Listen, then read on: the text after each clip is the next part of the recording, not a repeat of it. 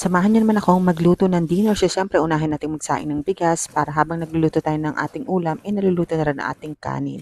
So, una, inihaw ko muna ang ating talong para sa ating tortang talong, and then itong ating pang chop suey na hindi kompleto. So, siyempre, favorite gulay ko lang ang nandito, kagaya ng cauliflower and broccoli para hindi ko na siya pili-piliin, di pa.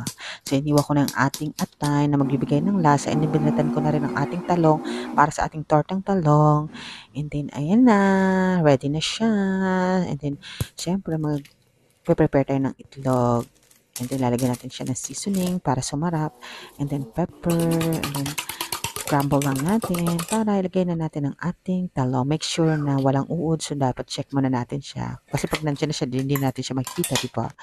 So, yan. Iprito na natin ang ating tortang talong. Ay, hindi pala. Magigisa muna tayo ng ating pang chop suey. Sorry naman. So, ayan. Gisa-gisa muna ang mga garlic, onion, and then sunod natin ang liver, chicken liver, and then nagsisa na tayo ng garlic salt or regular salt, pwede rin. And then nag-add tayo ng pepper, and then sinunod na natin ang ating broccoli and cauliflower. O, diba? Hindi mo na kailangan mamili ng broccoli and cauliflower kasi ayan na agad siya. Mas marami.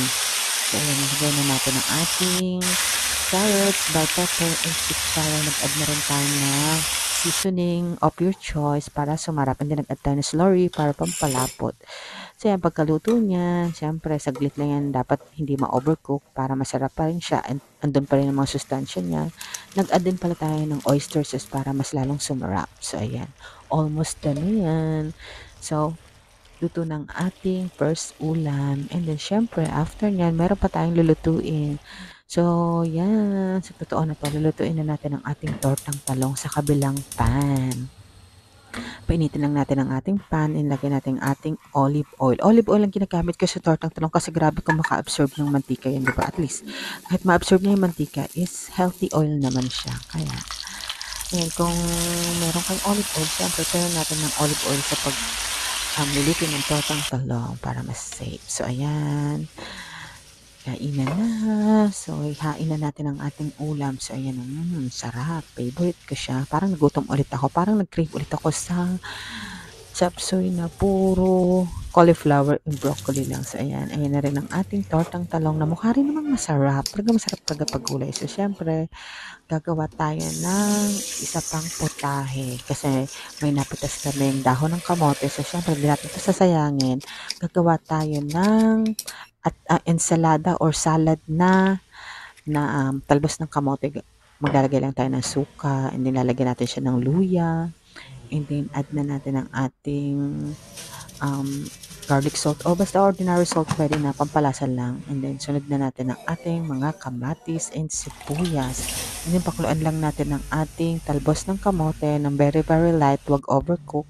And then isala natin, make sure na wala ng tubig, inilagay lang natin dyan. And then pagkatapos natin ilagay dyan, mix lang natin para malagyan siya ng suka. Ang sarap niyan, sobrang refreshing and sobrang light. And syempre, dahil sili is light, naglagay din tayo ng sili and konting bagoong of your choice. Optional lang naman yung bagoong. So, ayan guys, luto na ang lahat. Ready na tayong kumain. Ang sarap talaga pag bagong luto lahat. Parang nakaganang kumain, no?